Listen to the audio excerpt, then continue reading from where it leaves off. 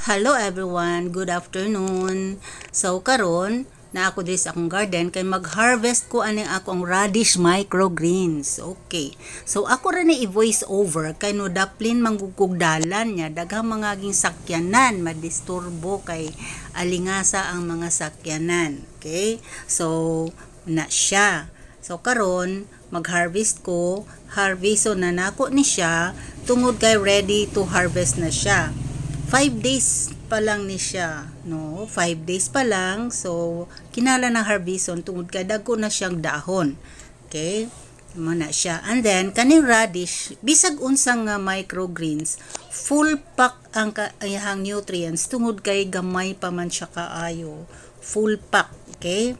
Tungod kay cotyledons pa man siya, dili pa man siya katong true leaves. Mao na siya nga og kumparahay sa katunang naanang dagko na nga tanom og ganing ni ang microgreens mas daghan og nutrients, mas full pack, meaning denser ang iyahang nutrients. So pagtanom na mo aron na mo yung mga alternative sa inyong mga tanom nga gamiton sa kusina. Okay? So mo ni siya ready to harvest. Then ingon ana ra kasayon ug unsaon pag-harvest. Ma-enjoy jud kong mananom, ma-enjoy jud kong mag-harvest, ma-enjoy gyud kong mo gamit ani niya inigluto na nako. Ma-enjoy pud ko og kaon tungod kay lami siya isagol og salad, lami siya isawsaw ra dito sa kalamansi ug asin, and then lami siya ibutang sa scrambled egg. Lami po siya ibutang sa miswa. Daghan siya galutuan. Lami po siya isagol sa kanang pipino salad. Sulayin ninyo, di ba lami kaysa nga tanan siya. Una-una nga rich in nutrients. So, mao na siya. Kalami ning tanuma. Bisag unsa nga tanom himuon nimong microgreens pwede. Labi na kung gamay ra mog lugar, parihan nako.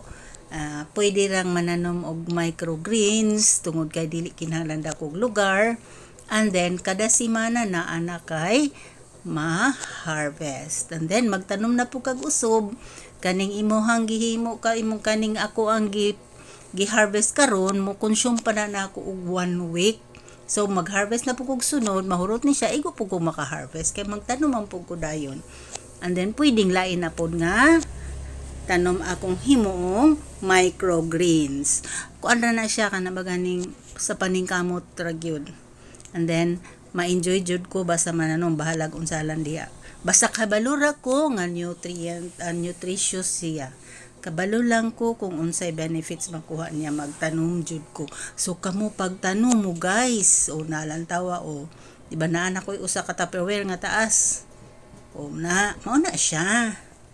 Mao na siya. O, di ba? Taas na guys, taas na siya nga pagka-Tupperware. Unsalan ba na siya? Garapon, unsa ba na siya? Basta mao na siya. Okay? So, ang buhaton nako ana niya guys, dili nako na siya hugasan. Okay? So, di nako siya hugasan, i-restore nako siya butang sa ref, unyar nako siya hugasan og magluto nako. Okay? So, mao na siya. Kaimportante ang mga microgreens. Kanya lang po. Ayan. So, ibutang sa rep. Lantawan na ako ang refrigerator. Diba? Puno og utan. Puro na siya utan. Sa ilalong po utan na siya. Wala. Gihugasan pa lang na ako. Bukchoy o pakchoy o kuan. Salan pa itong uban. Okay. So, that's all. Bye-bye. Thanks for watching.